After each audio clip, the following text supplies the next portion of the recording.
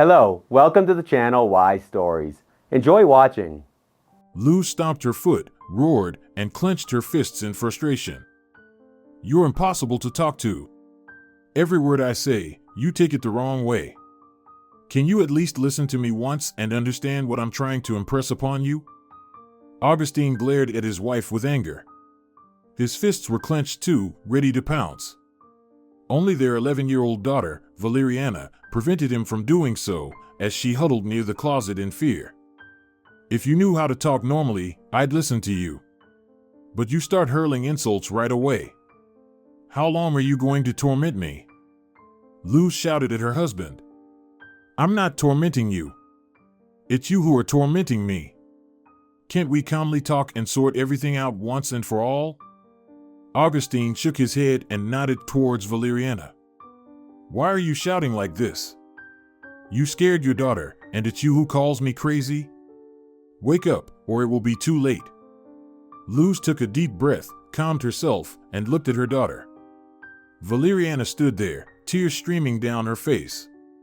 She was biting the fingers of her right hand, and Luz noticed that one of her fingers had a small cut. Poor child, what she had to endure. The divorce of parents is never easy, especially when it happens in such a turbulent atmosphere. It's even worse. Luz had told herself 100 times that she shouldn't argue in front of her daughter. But she couldn't help it. She and Augustin couldn't stay in the same place for more than 5 minutes without starting to argue, and they didn't even live together anymore. Yet, they would always end up quarreling, shouting, and fighting, and Valeriana was almost always present during these episodes.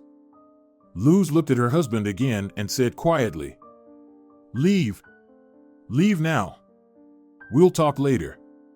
"When later?" "We need to figure everything out as soon as possible, both about the house and Valeriana. I don't have any more time." Luz shook her head. "No, we'll figure everything out later. You'll have to make time. But right now, I need to calm our daughter. Please leave, I'm asking you, for her sake, not mine." Augustin looked at his daughter once more. Valeriana closed her eyes and continued to cry. He wanted to approach her, but Luz immediately stepped forward and stood between him and the child. She shook her head and extended her hand. "I said, leave. Leave with no scandal, or we'll both make it worse." And Augustin left. Luz took her daughter's hand and pulled her towards the couch.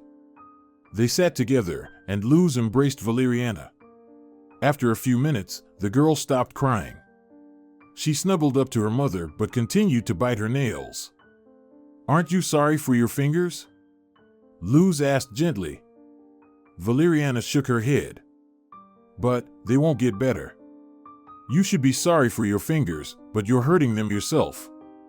Please stop." Valeriana pulled her hand out of her mouth and clenched it into a fist. "Forgive us for behaving like this. Your dad and I just can't resolve a few issues. We'll try not to argue anymore, I promise. Will you get back together, and we'll all live together again?" The little girl asked quietly. Luz sighed and hugged her daughter tightly. She couldn't lie to her. She had to tell her the whole truth. "No, sweetie, your dad and I won't live together anymore. But we love you very much, so we want you to be happy. I promise everything will be fine, you just have to be patient, just a little bit." Valeriana remained silent. Luz looked at the wall where a photo of her mother hung. She was born in the village, moved to the city to find her happiness, and then got married. Antonia lived in the village. She had come to the city a few times to pamper her granddaughter when she was little. Luz sometimes took Valeriana to the village, and now an idea crossed her mind. Why not take Valeriana to her grandmother for the summer while she and Augustin sorted things out? Yes, that would be the best option. Her daughter wouldn't have to witness her parents' fights and arguments. Antonia would be happy to spend time with her granddaughter. She hadn't seen her for over a year. Perhaps Valeriana would become less nervous. "Would you like to go to your grandmother in the village?" Luz suddenly asked her daughter. "To Grandma's? What about you? Will you come with me?" Valeriana asked hopefully. Luz shook her head. No, sweetie, I'll have to stay here. I have a lot of things to take care of, things to resolve. I'll take you to your grandma's, and you'll stay there for a few months, and then I'll come back for you. Okay? But I'll be bored there without you. What will I do there? Grandma will be busy with her own stuff, the girl said sadly. Luz smiled and gently stroked her daughter's head. No, sweetheart, you won't be bored. There are many other children your age there. You'll make friends with someone for sure. You'll spend the whole summer playing and having fun. You'll see, you'll like it. We'll pack your things today, and I'll take you there tomorrow. Okay? Valeriana didn't say anything.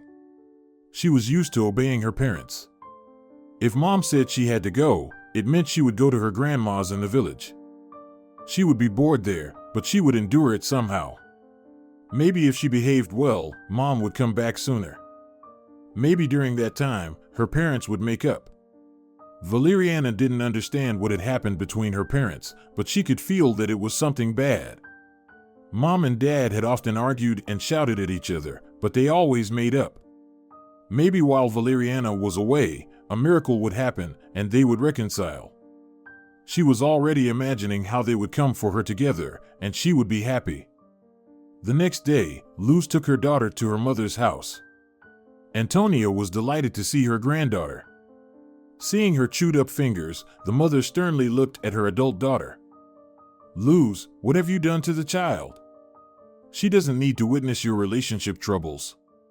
Why didn't you bring her earlier? Luz lowered her gaze. Well, there's school, she couldn't skip. How would she catch up later? We've been trying to sort things out for a long time. She was supposed to live with you for a year if we'd brought her sooner.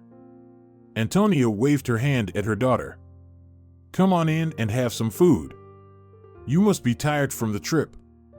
I'll put you to bed, and you'll go back tomorrow. Don't worry about Valeriana, I'll look after her. She's so thin. I'll fatten her up here. It's as if you never feed her, Luz. What kind of mother are you, as if it wasn't me who gave birth to you? City life has completely spoiled you. Mom, don't make things up, I feed her. It's just her body type, Luz objected. Oh, body type, you're telling me. As if I don't see that she looks unhealthy. Your problems have worn her out, Antonia grumbled. The next day, Luz went back home, leaving Valeriana with her grandmother. For the first few days, she stayed inside and felt homesick. Her grandmother tried to cheer her up, suggesting they go to the garden and do something, but Valeriana stubbornly refused to go outside. Antonia eventually stopped pushing her and decided that Valeriana would come out when she's ready. And it happened. A week passed, and Valeriana realized that she was very bored. One day, looking out of the kitchen window, she saw a group of kids her age walking by the house on the road.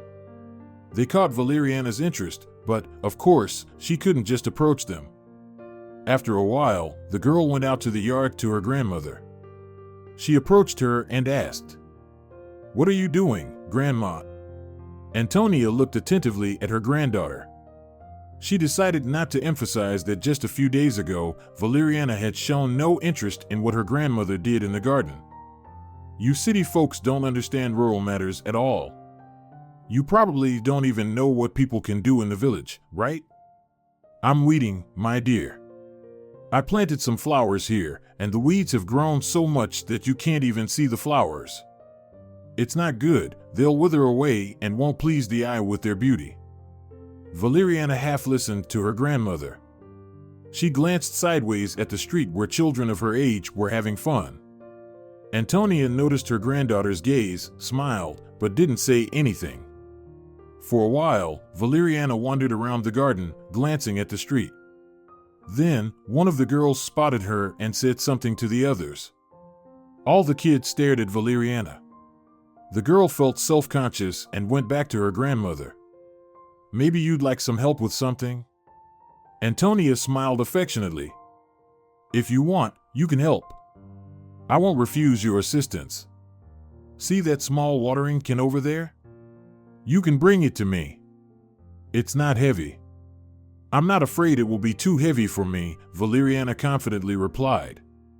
She brought the watering can to her grandmother, then stood and watched as she watered the flowers she had freed from the weeds. Then Valeriana heard a whistle. She turned and looked at the street. A group of children, whom she had seen before and who had piqued her interest, was standing near the fence. Valeriana wanted to turn away, but one girl smiled and loudly said to her, "Don't you want to come out and play with us?" Valeriana opened her mouth in surprise. They were complete strangers, so why were they inviting her to join them? She glanced at her grandmother, who lightly nodded at the children and whispered, "These are good kids. They are almost all our neighbors. You can play with them if you want. I trust them, they would never do anything wrong.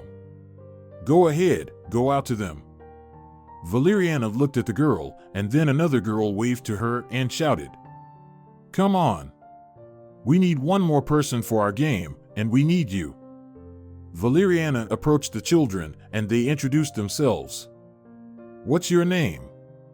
asked the blonde girl with long braids. "Valeriana." "Valeriana. Oh, what a cool name. We'll call you Valeria," replied the tall boy. Valeriana wanted to be offended, but she couldn't. It was said so good-naturedly. She smiled in response. Valeriana quickly remembered their names. This redhead is Pedro, the blonde girl with long braids is Olga, the teary girl is Camelia, who is very cheerful but often cries for any reason. This tall one is Rodrigo, he likes to fight. They quickly became friends. The kids included her in a game she had never heard of before.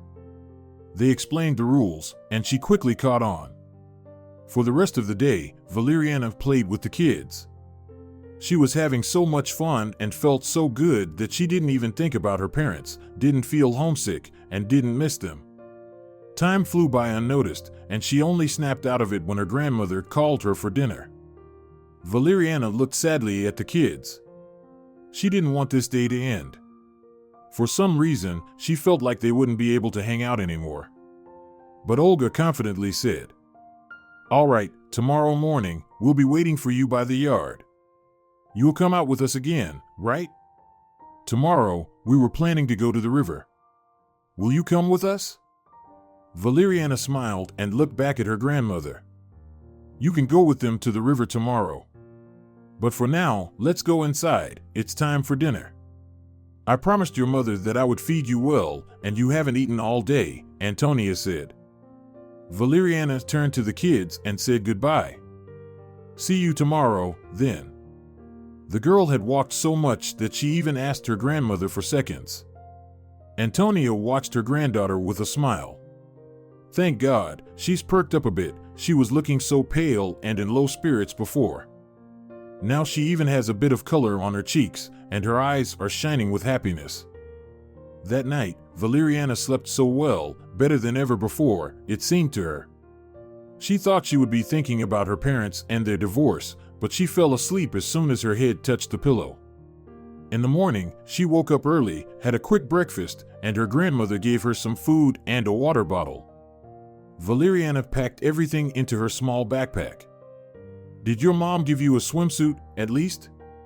Antonia asked.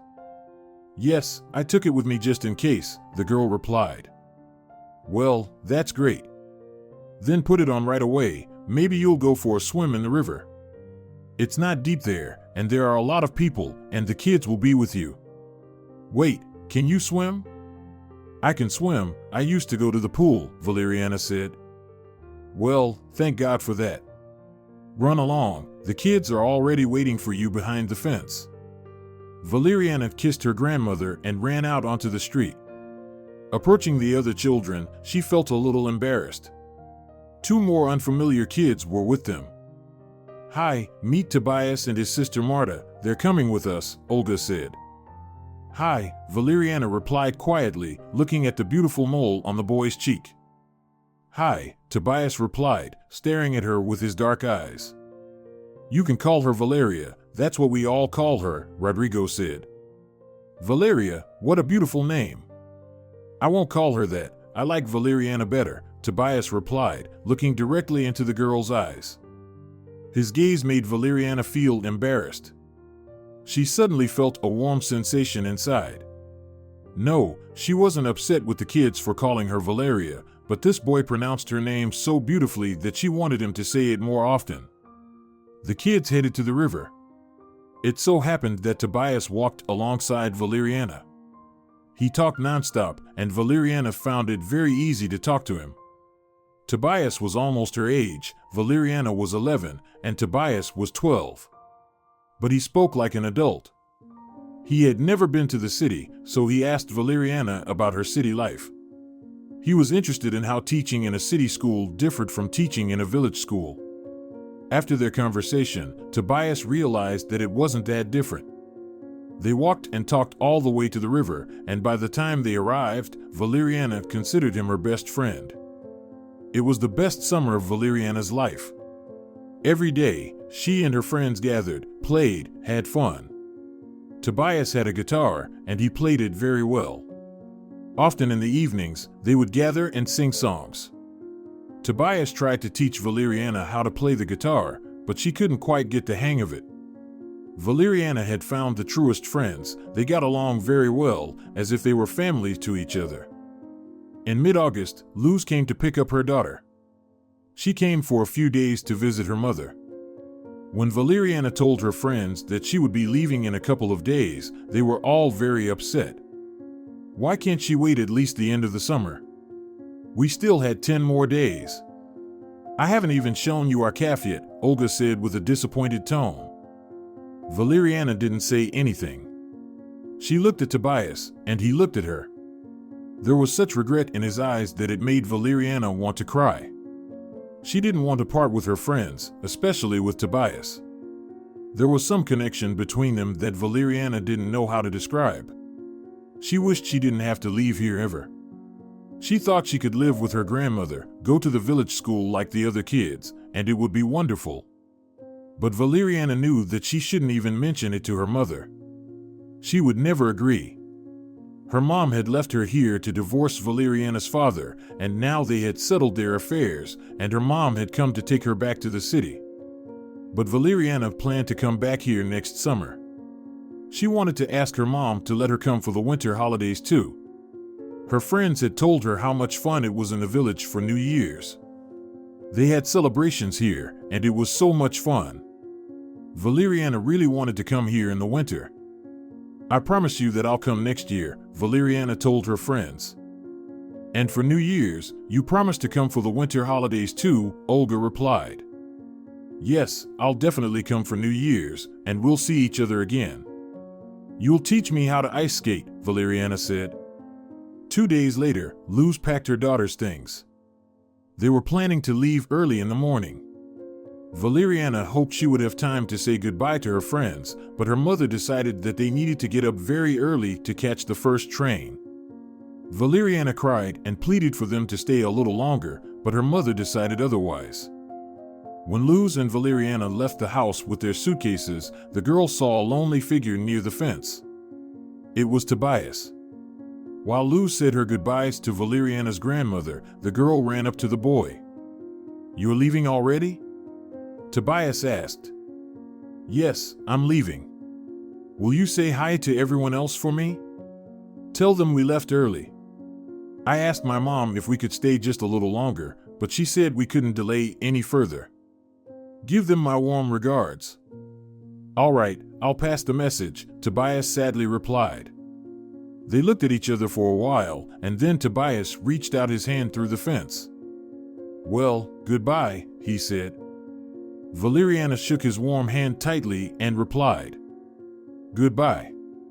She felt so sad that tears welled up immediately. Tobias held her hand tightly for a long time. Then he turned and started walking away, but suddenly stopped and said, "Do you promise you'll come back? We'll see each other again, right? You're not lying?" "Of course, I promise, I'll definitely come. If I can't make it for New Year's, then for sure in the summer. I'll do everything to see each other again," Valeriana replied. Tobias nodded in satisfaction, then blew her an air kiss and ran back home. Valeriana and her mom returned to the city. Now the house was quiet. Her mom and dad had divorced. He had moved to another city where he already had a new family, as it turned out. They didn't sell the house. Luz took out a loan and paid her husband half the value of the house.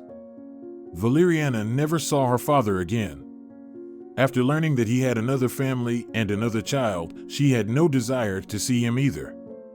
Luz didn't apply for child support. She didn't want anything to do with Augustin. They had a daughter together, and that was enough for him. Valeriana didn't think about her father anymore. The best summer of her life left her with so many memories that she lived through them.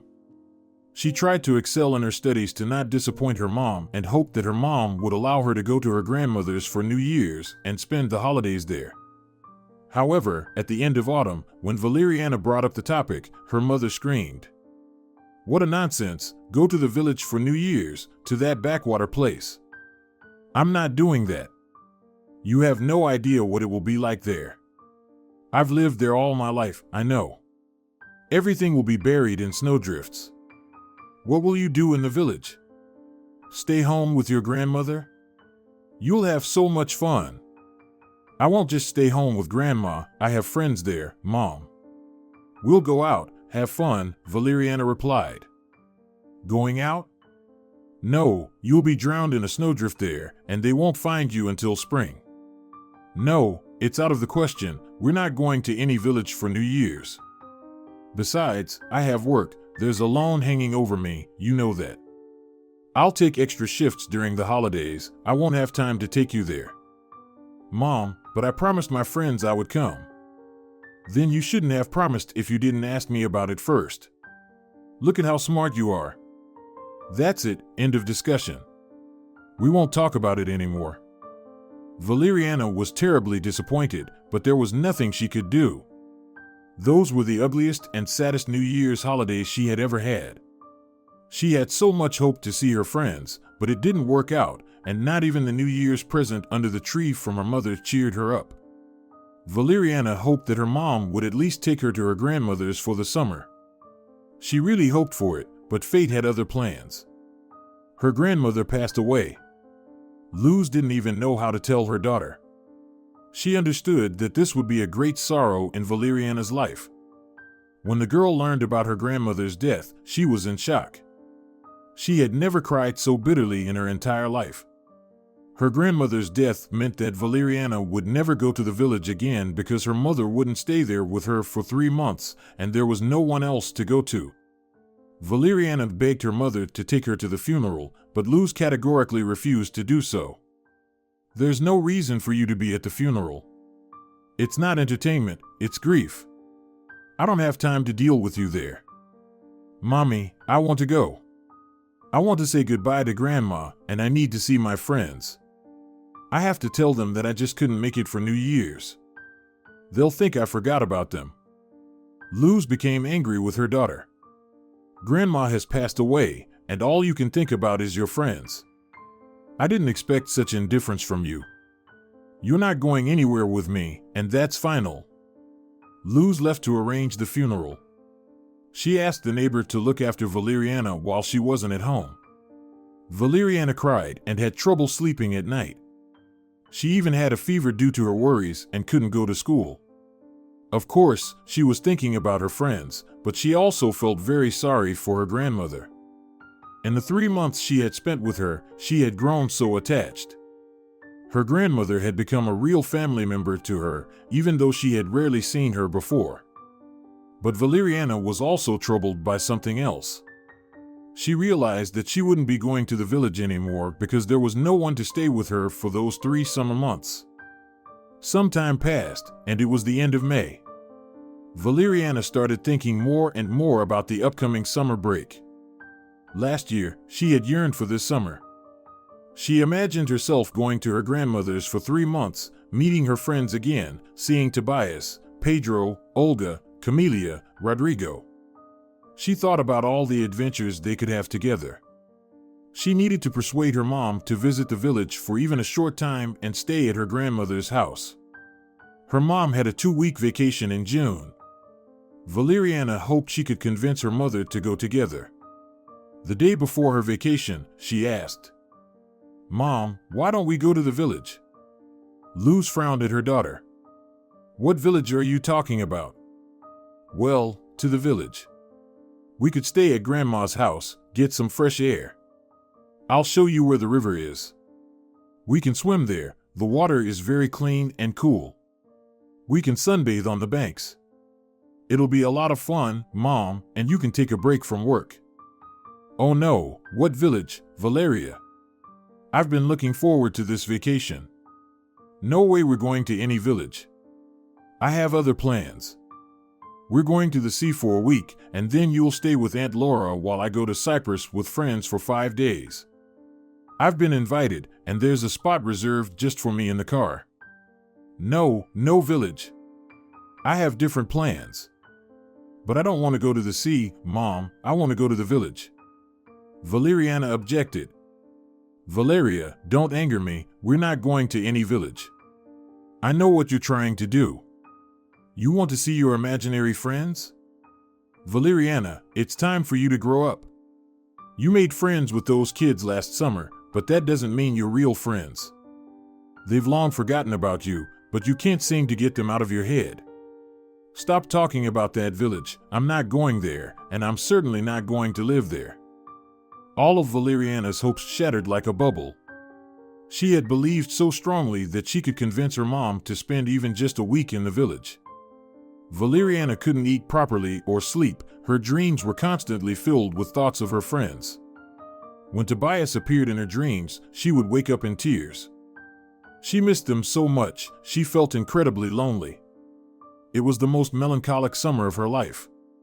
When her mother returned from the funeral, Valeriana persistently questioned her. "Did you see any of the kids? Didn't they ask about me? Maybe someone inquired about me? Did you mention anything about me? Did you see a dark-haired boy with dark eyes?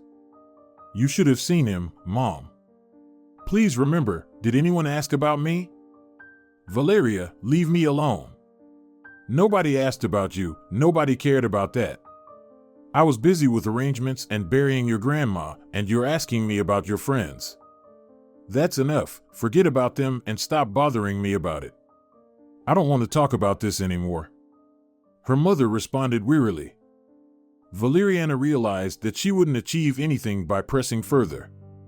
Summer passed, followed by autumn.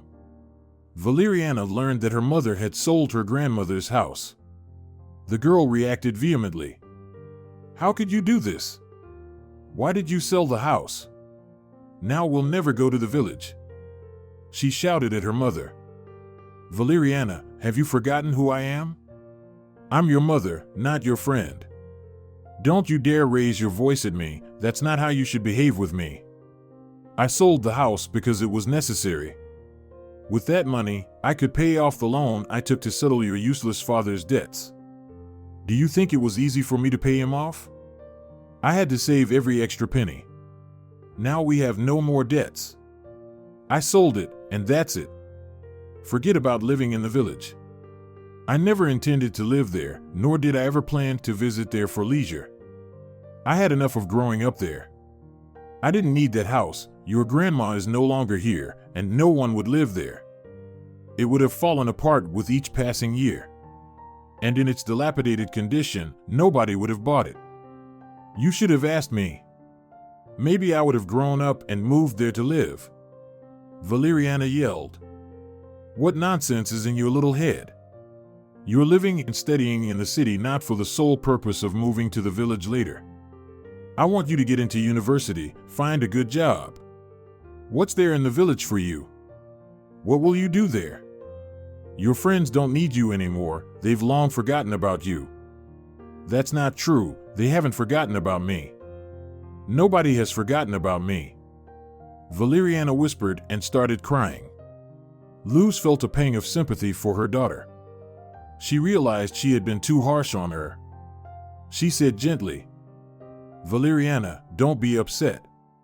I'm just telling you the truth. I've never lied to you.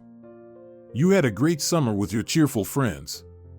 You had fun and socialized, but that time has passed. Your grandmother is no longer here, and the house is gone. Forget about those friends of yours, you will never see them again. Listen to me, sweetheart. I don't wish any harm to you.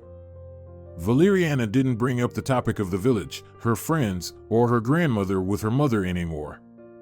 Luz thought her daughter had come to terms with it, but that wasn't the case. Valeriana just couldn't bear talking to her mother anymore. The hurtful things her mother said were unpleasant to her. She couldn't believe that her friends had forgotten about her. After all, they had promised to remember each other. Valeriana also realized that she couldn't stop thinking about Tobias. The connection that had formed between them. With time, the girl understood what it was. She realized that he was more than just a friend to her. She felt genuine emotions for him. She couldn't call it love because she was still young, but it was a very strong attachment. More than anything, Valeriana longed not for her friends, but specifically for Tobias. She promised herself that she would meet him someday, to explain why she hadn't come to her grandmother's, that it wasn't her fault, but circumstances. Sweetie, you won't be upset with me if we do it this way, will you? Tell me you won't be, my dear. Understand, I have no other choice. Valeriana looked at her mother and didn't know what to say. Perhaps from the outside, it looked like her mother was abandoning her. In reality, Valeriana was even glad that things turned out this way. She was nearly 18. Her mother was getting married for the second time. But she wasn't just moving in with her new husband, she was planning to relocate to another city. Her new husband, Gasper, had come to their city on a long business trip. It lasted for 6 months, and during that time, Gasper and Luz fell in love with each other. Now Gasper had to return home. He couldn't just stay away, especially since he had a good job he didn't want to give up. So, he proposed to Luz and asked her to marry him and move with him. Luz immediately told her fiancé that if she moved, it would only be with her daughter. Gasper was fine with that. Valeriana, however, was against it. She said she didn't want to leave. She was finishing high school, and she didn't want everything to change so suddenly. Valeriana suggested that her mother leave her behind and go herself. Luz understood that this was a reasonable option, but her conscience troubled her. How could she leave her daughter alone? That was not something she could do. However, Valeriana reassured her mother, saying it would be the best option for both of them. Mom, you have to understand, I have exams coming up. If I switch to another school, things might not go as smoothly. But how can I leave you? I can't allow that. Maybe Gasper should leave, and I'll stay with you for now. You'll finish school, and then we can move to be with him, and you can enroll in the university there. You've always wanted to go to medical school or something, and there's a very good medical university in his city. I'll talk to Gasper, he'll help with the finances. Mom, go with him, I'll stay here. I'm old enough to be on my own. Once I finish school and take my exams, we can decide what to do. Just don't stay with me, go with him. Luz did as Valeriana suggested. She and Gasper got married, and she left with her new husband, leaving her daughter alone. Now Valeriana was on her own. She did well on her exams, but it wasn't enough to get into the medical university in her city. She called her mother and told her about it. Mom, now you can find out about that university in your city. I'll start packing my things. You call me and let me know everything. However, Luz's response was strange. You know, Valeriana, Gasper said that it takes a lot of money to get into that university, and he doesn't have that kind of money, and he won't pay for your education. So, I think there's no point in applying here. Maybe you can find something easier for yourself? Besides, what's with this medicine obsession? Why don't you go to a teacher's college instead? Teachers are always in demand. Or choose some other college. Study for 3 years, get a profession, and then you can work wherever you want. Mom, you know I wanted to be a doctor. Why are you talking as if it doesn't matter anymore? You've always said you wanted me to go to university. What happened? Why are you telling me about college now? Oh, stop it, nothing happened. I'm just trying to make you understand that I can't help you with anything. I haven't found a job here yet. Gasper supports me. I can't force him to pay for your education. He's not your father. Find an easier option. When you do, call me, and we'll figure out what to do next. After the conversation with her mother, Valeriana realized that she had no one else to rely on. Her mother had remarried and moved far away. Now Valeriana would have to take care of herself. She understood that her stepfather simply didn't want to provide her with the finances she needed for her education. Valeriana had to come up with a plan quickly. And she did. She dreamed of a future in medicine, and she was determined to make it happen, even if she couldn't become a doctor. Valeriana applied to a medical college, and they accepted her. When she told her mother about it, Luz suddenly screamed, "I told you to forget about medicine. Gasper said it's ungrateful work. You should have listened to me. Why did you go against my wishes?" "Because it's my life, Mom. I dreamed of becoming a doctor. Unfortunately, that dream will remain just a dream. But at least I'll still be in the field of medicine. You keep telling me, Gasper says this, Gasper says that, don't do this, do it differently. I don't recognize you anymore, Mom. You've become so different, and I don't like it. I've already been accepted to college, and there's no turning back. I'll live here, and maybe I'll visit you during holidays." Then Valeriana heard something she never expected to hear from her mother. "Valeriana, you see, there's something you need to know. You can't come visit us for a while. Gasper has decided to build a house. He sold his 3-bedroom apartment and bought a small 1-bedroom. He invested all the remaining money in buying land and construction. I think the construction will take several years, and for now, we'll be living in a 1-bedroom apartment. It's already cramped for the 2 of us, and there's no space for you. But don't worry, I'll come visit you myself and help you with money. Since you've decided to study at the medical college, let it be that way. As long as you're happy, that's the most important thing. I'll visit often, okay? You're not mad at me, are you? You're such a grown-up girl now, you know what you need to do." Valeriana understood it all. She understood that she couldn't rely on her mother anymore. Her mother had a new family now, and she wouldn't take care of Valeriana, despite her earlier claims. Valeriana felt that she could only rely on herself. "Sweetie, you're not upset, are you?" Her mother continued to inquire. "No, I'm not upset, don't worry.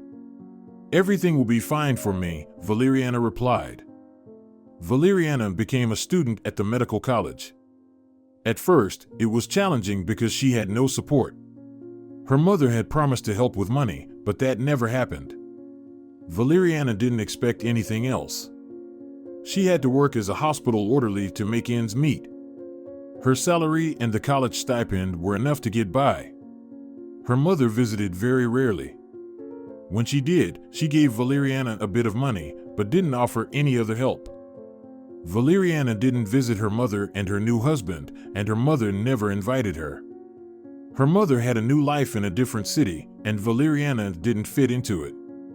After her first year of college, things got easier for Valeriana. She made new friends, and her studies became more manageable. Money was tight at times, and it was tough to work nights and study during the day, but Valeriana managed. She endured all the hardships with determination. She knew she was responsible for her own future and worked hard to ensure that everything would turn out well. When Valeriana was about to graduate from college, her friend Estrella asked, "Would you like to specialize and work in the emergency medical services?" Valeriana paused to think. "I hadn't considered it, but I don't think so." "Why not?" "I've heard they pay well there." "Of course, the work can be tough, but everyone gets used to it." "I think we will too. Just imagine, helping people, providing first aid, it's so cool." "So, let's do the specialization," Estrella tried to persuade her. But Valeriana shook her head. "I don't like the idea. Besides, I've already found a place in the hospital where I work now. After college, I'll be appointed as a nurse. They already know me there, and the doctors treat me well. I like it there. I want to stay as a nurse." Estrella frowned. "Being a nurse is so boring. You'll be carrying bedpans and changing bed linens. What's interesting about that? In the emergency medical services, you'd be saving lives." Valeriana smiled. "Where did you get the idea that I'll be carrying bedpans and changing bed linens? Orderlies do that." "Yes, I do it now, but when I become a nurse, I'll have different responsibilities." "Oh, come on, everyone there knows you as an orderly. They're used to you doing that work. When you become a nurse, they'll still ask you to do the same things," Estrella argued. "No, I'll have different responsibilities, you'll see." Valeriana was right.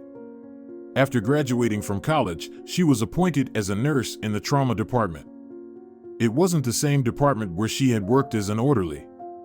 She had wanted to stay in the admission department, but there was no vacancy, so Valeriana had to transfer to the trauma department. She started her job with enthusiasm and wanted to build good relationships with all her colleagues. However, she soon encountered a significant problem. Valeriana was a beautiful young woman. She had never emphasized her looks and didn't make an effort to highlight her beauty. She dressed modestly, didn't wear heavy makeup, but her natural beauty shone through. With each passing year, she blossomed even more, and people couldn't help but notice her.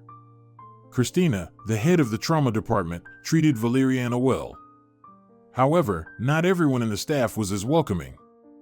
When Valeriana met the senior nurse, Ines, she immediately sensed that the woman looked at her with disapproval. After some time, she realized the reason behind it. One day, Ines called her over and said, "Valeriana, I understand that you're young and have a lot of energy, but you must take your job seriously. I won't tolerate any unserious behavior in our department. If you think your beauty gives you the right to neglect your duties, you are deeply mistaken." Valeriana was very surprised. "Ines, how have I compromised myself?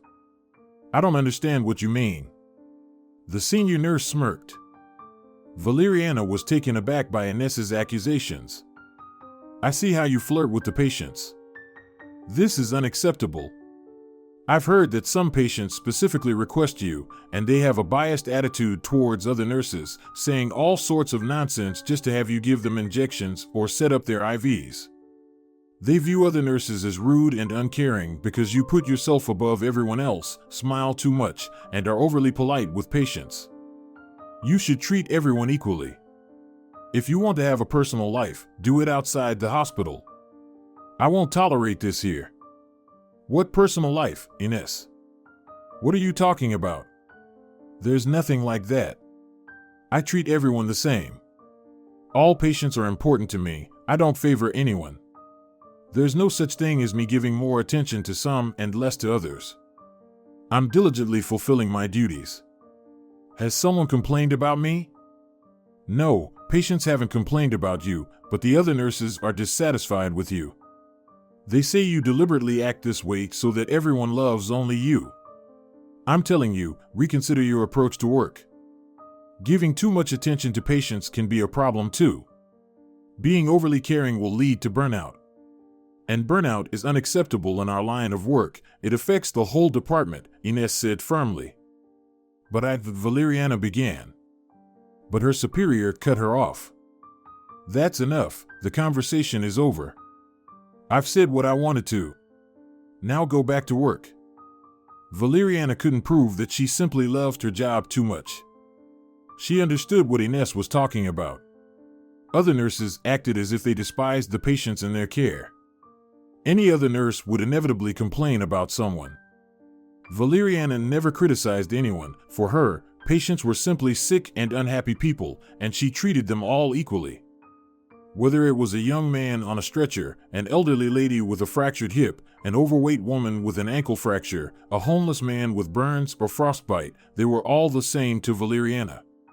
She smiled at all of them, spoke kind words, helped, and sometimes even performed the duties of an orderly, such as carrying bedpans or assisting with changing bed linens. She did it all willingly and without expecting any gratitude. One day, another nurse asked her, "Why do you look so happy when you're carrying bedpans? And why are you doing it at all? Call an orderly, let them do it. Or are they paying you for this? What are you talking about? Why should they pay me for this? I'm just helping a sick person." You saw that woman. She had been on the bedpan for over an hour and no one had attended to her. I simply helped her and I'm not getting paid for it. Oh, come on, I know some patients pay nurses to be friendlier to them. Most likely, they're paying you too. Are you judging by yourself? Do they pay you for various services? Yes, I know many nurses get money for setting up IVs or giving injections. But that's part of our job, we get paid for that. Why should patients have to pay us? Do you mean to say that if you're not paid for, you won't do it? Valeriana asked. There's no need to look into my wallet. Everyone does things differently. Patients thank me for my golden touch. I don't see anything wrong with it. In a restaurant, they leave tips for waiters. I believe we can be thanked too for providing services to patients, the nurse replied. But we're not waiters, we're nurses. We took an oath to help those in need and the sick, and we shouldn't demand money from patients for doing our job, Valeriana calmly stated. Oh, come on, we have a righteous one here. It's better not to talk to you at all. Carry your bedpans for free if you want to. You won't get far with your kindness and compassion, her colleague retorted. After 6 months, Valeriana's relationships with her colleagues more or less settled down. Everyone got used to her, understood that she wasn't a flatterer or a pretender, but genuinely compassionate and sympathetic. Many didn't like it, but they stopped paying attention to it, accepting Valeriana as she was. She sighed more freely, and work became easier. Even Ines seemed to have stopped holding a grudge against her, occasionally even praising her for her work. But then, something happened that once again put Valeriana's reputation at risk. A new doctor, Alvaro, joined their department. Well, he wasn't entirely new. He had already worked in trauma 2 years ago, then left for an unknown destination, and now he was back. His return was met with joy because he was an excellent trauma surgeon. Alvaro had another advantage: he was quite young, only 35, and unmarried. All the nurses were smitten with him, not just in trauma but in every department of the hospital. It was no surprise, he was young, unmarried, and rather handsome. One of his smiles drove many women crazy. He smiled often because he knew of his attractiveness and the effect he had on the female sex. And he didn't discriminate, he smiled at everyone. All female patients adored him because he was polite and treated everyone well. No one ever heard a rude word from him. Alvaro immediately noticed the new nurse and started paying her a lot of attention.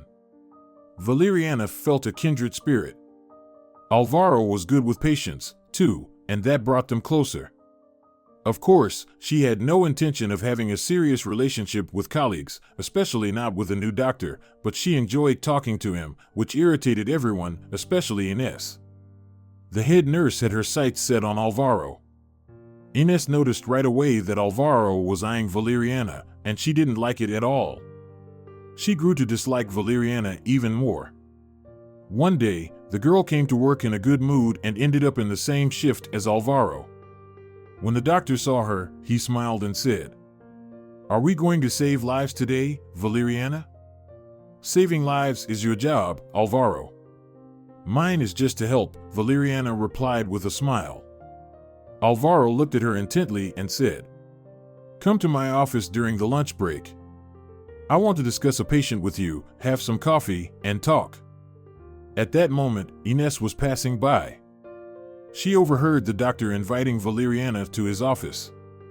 Giving the young woman a hostile look, she said nothing and just walked by.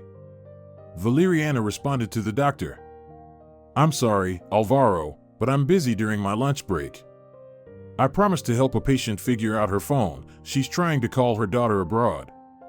The doctor smiled and said, "Well, if you're busy, Valeriana, I won't insist. But I'd be very pleased if you dropped by." I know you appreciate coffee. I've got a new coffee machine, and I'd love to treat you and hear your thoughts. Maybe I'll drop by, but I can't promise, Valeriana replied, feeling embarrassed, and went about her business. Sitting in her office, Ines was thinking about the situation. At 37, she was still unmarried. She believed that Alvaro would make a great match for her. Ines was tall and attractive, and she thought she could be an excellent wife for the doctor. Valeriana didn't fit into her plans for winning the doctor's heart. Something needed to be done to remove her from the battlefield, to get rid of her rival. In war, all means are fair. Ines mentally declared war on Valeriana and intended to act immediately. During the lunch break, she knocked on Alvaro's door. "Alvaro, may I come in? Am I disturbing you?" The doctor tried to treat everyone equally. But he had a strong liking for Valeriana, while he simply treated Ines with friendliness. He smiled and replied to the senior nurse, "No, you're not disturbing. Please come in. Would you like me to pour you some coffee?" Ines put on what she considered an enchanting smile. "Oh, yes, please, I'd love some." She sat down in the chair in front of the doctor's desk and casually crossed her legs. Before entering the office, she had intentionally unbuttoned the top button of her medical coat to expose an enticing hint of cleavage. Alvaro poured her a cup of coffee and handed it to her with a smile. Ines took the cup, deliberately brushing her hand against the doctor's. "Is there something you wanted to talk to me about?" Alvaro asked as he settled into his chair. "Yes, I wanted to talk to you. Since you're the deputy head, I thought I'd make a suggestion to you. Christina is too busy, and I don't want to bother her with minor issues. You know, I'm interested in any innovations. I recently came across a medical journal with advertisements for the latest patient care equipment. It would be great if we could replace all the stretchers in the ward. They're not very comfortable, and the patients complain when they have to use them. Maybe we should consider this?" "Yes, I've noticed that too. Valeriana mentioned to me that the stretchers are very uncomfortable." Ines bit her lip but quickly put on a smile. Yes, Valeriana knows better than anyone how uncomfortable they are. She's a nurse, but sometimes she does more than her job. Stretchers are supposed to be handled by the orderlies, but Valeriana often volunteers for that task, and I know why. Many patients pay her, and she's always ready to seize any opportunity to earn extra money. I told Christina that this is closer to extortion, and someone might complain about it at any moment, which would reflect poorly on the entire department. "She extorts money from patients?" Alvaro asked in surprise. "Didn't you know?" "Everyone here knows. They all know, but they keep quiet. Valeriana tries to make everyone like her, but it's all just an act. She benefits from being well-liked. She couldn't fool me. I see right through her. She's very hypocritical and two-faced." Alvaro looked at Ines, and she could see doubt in his eyes. She wanted to add something else, but the doctor stopped her. "You know, Ines, I'm not accustomed to discussing people behind their backs. If you're dissatisfied with something, it's better to talk to Christina. She can address it. I rely on my own judgment, and I simply don't believe in gossip. If you have evidence of someone's incompetence, it's better to discuss it with the head nurse. I can't make decisions in this matter. I'm a secondary figure in the department. And now, I must end our conversation. I have a lot of work to do." Ines realized that she had failed. Alvaro was now looking at her differently. All the friendliness had disappeared.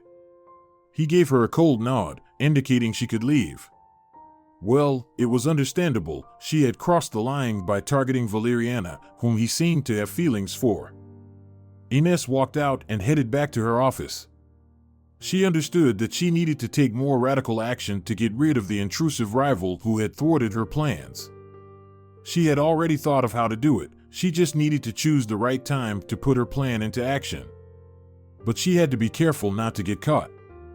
Ines couldn't afford to be exposed. A month passed. Alvaro continued to pay a lot of attention to Valeriana. She understood that the doctor liked her, but she didn't want to have any relationship with him beyond work. Valeriana did her best to keep their professional relationship from turning personal. She was polite and hinted to him that he shouldn't expect more. One day, Alvaro directly asked her out. "Valeriana, I really like you.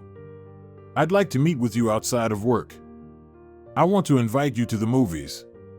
I know you've said you would decline a date, but going to the movies isn't a date, it's just a friendly invitation, right?" Valeriana didn't know what to say. She hadn't been out anywhere for a long time, and she really wanted to go to the movies with the young doctor. But she understood that agreeing would give him hope, and Valeriana didn't want him to expect more. She wanted to have him as a friend without their relationship developing further. "I would really like to go to the movies with you, Alvaro, but I can't do that. I have several important reasons." "And what are those reasons?" the doctor asked with interest. Valeriana frowned slightly. "I'm sorry, I can't discuss this. It's very personal. Excuse me, I need to get back to work." From that day on, Alvaro stopped asking Valeriana out. Perhaps he thought she had someone else in her life and there was no chance for him. However, he continued to look at her with interest and a friendly smile. But Ines was far from giving up. She constantly cast unfriendly glances at Valeriana. If only Valeriana knew what kind of person the senior nurse was, she would have run out of the hospital immediately. Unfortunately, Valeriana couldn't even imagine what Ines was capable of. The senior nurse in the trauma department was indeed a formidable character. She decided to frame Valeriana. A large quantity of medications disappeared during one of Valeriana's shifts, and she was responsible for them. Everything pointed to Valeriana as the culprit. Ines had taken the medications home. And when an investigation began, with the head nurse and the chief hospital administrator involved, the senior nurse pointed out that Valeriana was responsible for the medications on that day. The hospital administrator asked Ines if Valeriana could have stolen the medications, and the senior nurse responded affirmatively. "This girl always made me suspicious. She's too polite, attentive, friendly, always smiling, but she's two-faced. You never know what people like her are really up to. This situation with the missing medication is very suspicious. I should have kept a closer eye on Valeriana. I always trusted my intuition, but this time I thought she was honest and it got out of control. Now I'm ready to accept punishment for my mistake." "Why should I punish you?" the hospital administrator replied. "You've honestly told me everything, and we don't punish people for telling the truth. On the contrary, I'm grateful that you've always been vigilant. Well, this girl will answer for what she did. She'll be prosecuted to the full extent of the law. I won't allow anyone in my hospital to behave like this. If she thinks she can get away with it, she's mistaken. I will take the strictest measures, believe me, Ines. Thank you for your cooperation, I appreciate it greatly." The senior nurse was ecstatic. She had done her dark deed and achieved what she wanted. Now, Valeriana would be out of her way, hopefully for a long time, or maybe even forever. An investigation began, and Valeriana was summoned to the hospital administrator's office. She tried to prove that she hadn't stolen any medications and even offered to allow a search of her home. "I understand perfectly well that we won't find any medications at your home. You either got rid of them or sold them to someone. So, there's no need to suggest a search. We will involve the police, and the police will decide what to do with you," said the hospital administrator. Valeriana was in shock. She hadn't expected things to escalate like this, but it had begun. The police were called to the hospital, and Valeriana was taken to the police department. She claimed she was innocent, but no one would listen. Valeriana didn't have money for a lawyer, so they assigned her a public defender named Eugenio. He listened to Valeriana very attentively. Looking at him, she felt confident that everything would be fine. Eugenio seemed like a competent professional. Valeriana was sure he could defend her, but things didn't turn out the way she had hoped. A few days later, the lawyer informed her that she faced a lengthy prison sentence. If she didn't confess to stealing the medication, things would only get worse. I can't admit to something I didn't do, Valeriana protested. The lawyer nodded understandingly. I understand your position. I'm just laying out all the options for you. You should be aware of what awaits you under any circumstances. Valeriana was horrified. During all this time, she had been alone in prison, but then they placed another woman in her cell. Valeriana couldn't bring herself to call her a normal woman. She had tattoos all over her arms, and she looked like she had seen a lot of hardship in life. As soon as the woman was placed in the cell with Valeriana, she stared at her with a menacing gaze. Valeriana tried not to make eye contact and sat with her back turned to the wall. However, even with her back turned, she could feel the unpleasant woman's gaze. Valeriana was even afraid to go to the restroom because her cellmate was right next to the toilet. She waited for late at night when she hoped her cellmate would fall asleep. During the night, Valeriana was afraid to fall asleep. Eventually, exhaustion overcame her, and she drifted off. She woke up to unfamiliar sounds. The cell was dark. Valeriana strained to listen. The sound seemed to be coming from the direction of the sink. It sounded like someone was hissing and writhing, as if they were banging their fists and heels against the floor. These sounds were strangely familiar, as if Valeriana had heard them before. She squinted her eyes shut and listened carefully.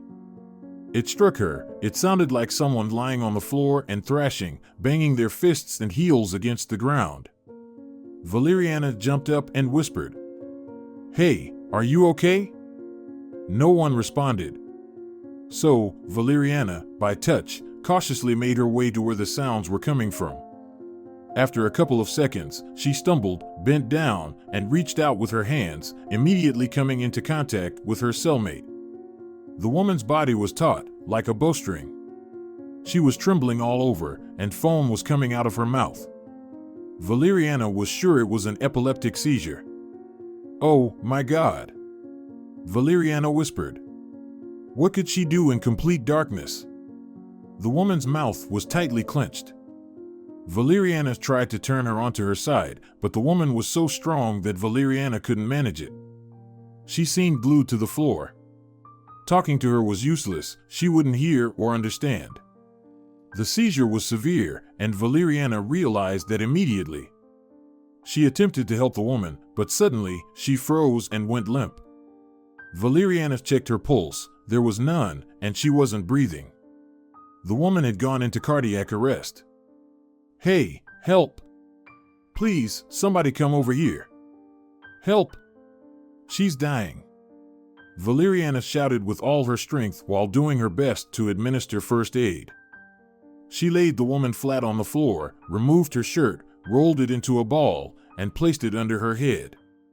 She tilted her head back and began performing CPR. Valeriana acted calmly, as if she were at work. She didn't think about being in prison or what might be wrong with this woman. She continued with chest compressions and mouth-to-mouth resuscitation, again and again, shouting for help a few more times, but no one came. Valeriana kept going in complete darkness. She didn't know how much time had passed when the woman finally coughed. "Oh, thank God, you're alive," Valeriana murmured, feeling her own heart pounding with fear. The woman groaned, and at that moment, the cell's lights turned on, the lock clicked open, and a prison guard entered.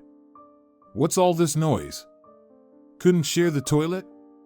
Why are you yelling like a maniac? Do you want me to hit you in the head? What's going on here?" The guard barked. "She's unwell, she had an epileptic seizure and stopped breathing. I did chest compressions and artificial respiration. She's breathing on her own now. Please, get someone to help. She needs to go to the hospital," Valeriana said. The guard looked at her and quickly left the cell without even closing the door.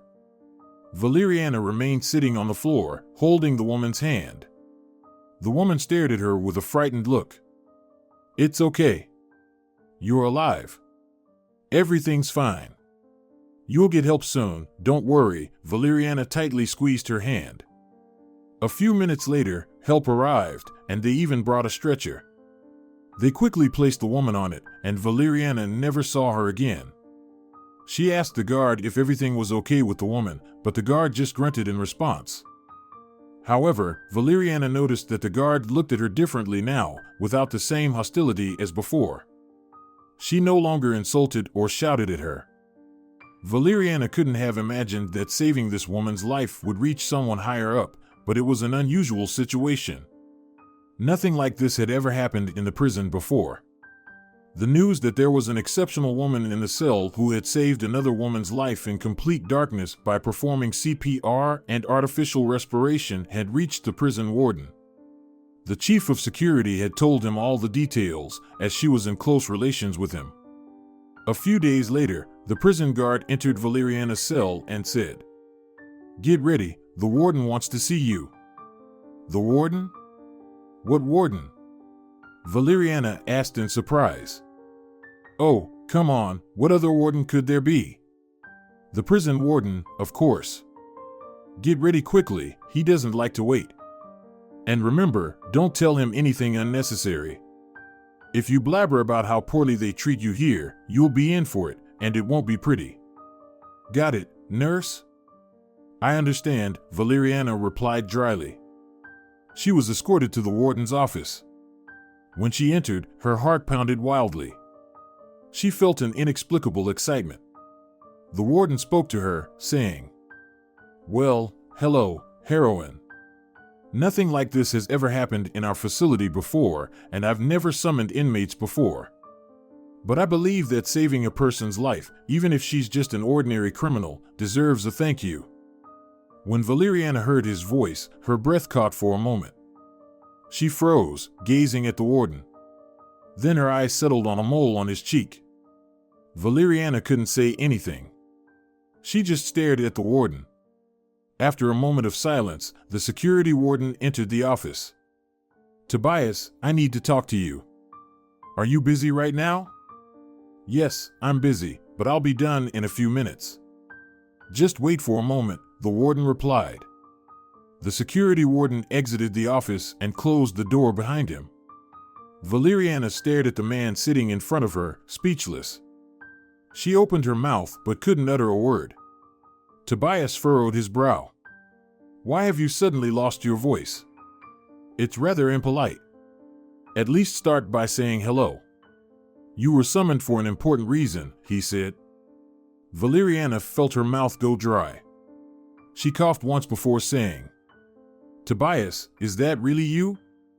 What's that supposed to mean? What liberties are you taking?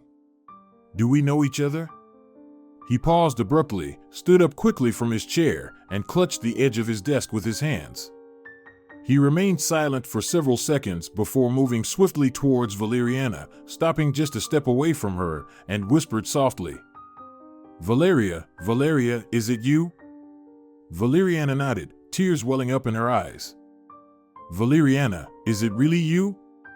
Tobias repeated. Tobias moved even closer, raised his hand, and gently touched Valeriana's cheek. She tightly closed her eyes. "I thought I'd never see you again in my life. I've dreamed so much of us meeting someday, but I never thought it would happen like this and here," Tobias said, lightly stroking her cheek. Valeriana felt a strange sensation overcoming her. It seemed like she might burst into tears from this peculiar feeling that gripped her entire body. Just then, Tobias embraced her tightly, and Valeriana went limp in his arms.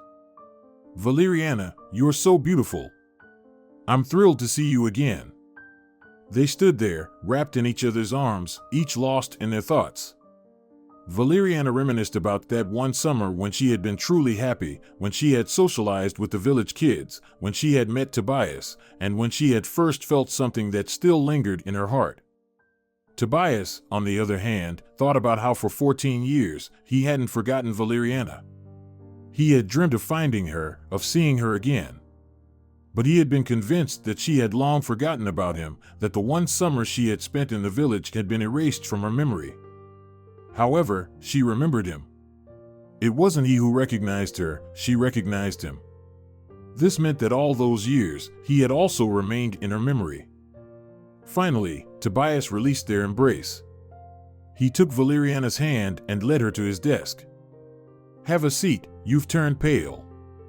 Should I get you some water?" he asked. Valeriana still couldn't speak. She nodded again. Tobias poured her a glass of water, and Valeriana eagerly began to drink. He pulled a chair closer to her and sat down.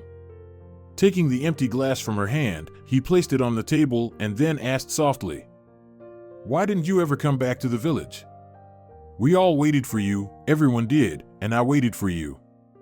I waited for you every summer I lived in the village. I couldn't. My mother wouldn't allow it. And after my grandmother passed away, she sold the house. Where could I have gone, and to whom?" Valeriana replied, "To us. To me. You could have come to me and lived with me. My mom wouldn't have minded, I'm sure of it. She loved your grandmother very much and would never have abandoned her granddaughter. But I didn't know about that, and my mom would never have allowed it. She hated the village. And as I grew up, I was sure it was pointless to go back. Did those guys who spent just one summer with me really need me? I was convinced that everyone had forgotten me," Valeriana said. "No one forgot about you, at least I never did," Tobias replied. Just then, the security warden peeked into the office again. "Tobias, will you be done soon?" "No, not anytime soon. I'll call you myself later. I'll be busy for a while," Tobias replied without even turning to his subordinate. The security warden closed the door in puzzlement. Tobias turned back to Valeriana. "What happened to you? How did you end up here? And what's your story for all these years?" Valeriana told him about her life. She recounted how her father had abandoned them, and later her mother left her when she remarried. She explained that she had been living alone all this time, with no one to help her. She narrated her experiences working as a nighttime orderly and later as a nurse. She told him about how she had been framed, how she had never stolen any medications, and how there was no evidence to suggest she had done it, yet she was facing false accusations. "I never stole anything, no matter how tough things got. I always relied on my own strength. I'd rather go hungry than take something that doesn't belong to me. How could they even think I could do such a thing? I've always worked diligently and never harmed anyone," Valeriana said, her voice trembling. Valeriana burst into tears. She had found a kindred spirit, and suddenly she felt weak, unable to bear the burdens of life on her own anymore. "Why does everything in my life happen this way? Why does everyone turn away from me as if I'm a terrible monster?" she muttered through her tears. Tobias embraced her, pressing his forehead to hers. "Valeriana, don't cry. You're not alone anymore. I won't abandon you. I'll never abandon you. I found you, and you won't disappear again. I won't allow it. Do you hear me? You'll never be alone again." After a few minutes, Valeriana managed to calm down. They talked for another hour or so. He questioned her about every detail of her life, asked her questions, and then shared his own story. He had been fortunate to become a chief at the age of 26. He revealed that he was still unmarried because he hadn't met the one who could touch his heart. "No one has managed to capture my heart. You know why? Because many years ago, I gave it to a charming girl," he said. Valeriana blushed. She didn't know what to say, just stared silently at Tobias. "Do you understand what I mean?" he asked. "Maybe," she replied softly. Tobias laughed. "You know, I have a lot of connections. I'm not the least influential person in the city. Unlike my personal life, my career has been successful. I'll get to the bottom of why they treated you this way and who is plotting against you. I'll help you, do you hear me? No one will imprison you just like that. I won't allow it and will do everything to clear your name. We'll find the culprit. Do you believe me?" Valeriana nodded. "That's great," Tobias added with a smile, kissing her hand. Tobias truly had excellent connections. He found the best lawyer in the city, and they quickly sorted out Valeriana's case.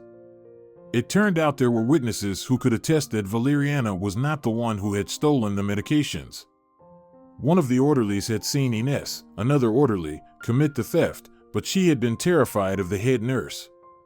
With the help of the lawyer, the orderly became a new witness in court, confirming that the disappearance of the drugs was the handiwork of the head nurse in the trauma department. Valeriana was acquitted and released. Ines was taken into custody. She screamed and protested, but there was nothing she could do. After the orderlies testified against her, other people came forward who were dissatisfied with the head nurse's behavior.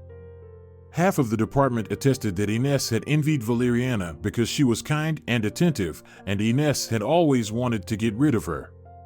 Ines was convicted and sent to prison. The chief physician and the head of the trauma department apologized to Valeriana. They asked her to return to work and even offered her the position of head nurse. However, Valeriana declined, as the memories of her time working there were too heavy and unpleasant. She no longer wanted to work at that place. Tobias, true to his word, was always by Valeriana's side. After her acquittal, he invited her on a real date. A proper date. They spent the entire evening talking. Valeriana had never felt so happy, perhaps not since that one summer, 14 years ago when she had first met Tobias. He suggested taking her to the village, to her grandmother's grave. Valeriana had never been there, her mother had never taken her to the cemetery, and as far as she knew, her mother had never visited it herself. Neighbors had been looking after the grave and cared for it more than her own daughter did. Valeriana agreed.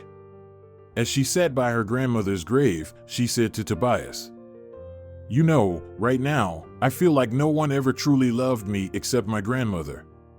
That summer was the happiest time of my life. My grandmother genuinely cared for me, while my mother was always distant. Don't even get me started on my father. I don't even know how I managed to hold on to my faith in people after such a challenging childhood." "Maybe you just felt that everything would eventually turn out well," Tobias suggested. "Maybe. I believed that all the bad things would come to an end someday, and brighter times would come, and I would meet someone who would never abandon me, someone who would end my loneliness. That someone will be me. I will be the one who never abandons you. I will ensure you're never alone again. There's just one condition," Tobias said seriously. "What's that?"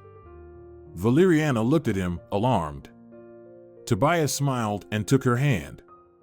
"It's a very simple condition. You have to marry me." "Marry you?" Valeriana asked in bewilderment. Tobias nodded. "Will you marry me, Valeriana?" A happy smile spread across her face. "Yes, Tobias, I will marry you." Tobias hugged Valeriana tightly, and they stood by the grave for a long time. The wind ruffled Valeriana's hair, and Tobias breathed in her scent, grateful to fate for giving him a chance to be with the person he had dreamed of for so many years. If you're enjoying it as well, leave a like and subscribe to the channel.